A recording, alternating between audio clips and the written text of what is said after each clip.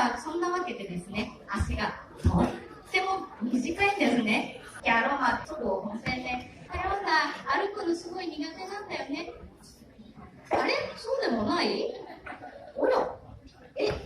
あら、あら、元気。あれ踊っちゃうもしかして。あら、ちょっと台湾で踊りたいみたいなんで、踊ってもいいでしょうか？ありがとうございます。じゃあちょっと、なんか、台湾だと私たちだけだと寂しいんで、誰か一緒に踊れる人いませんか？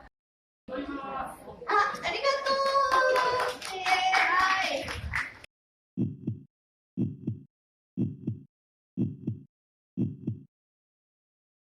音楽の方、かけていただいてもよろしいですか？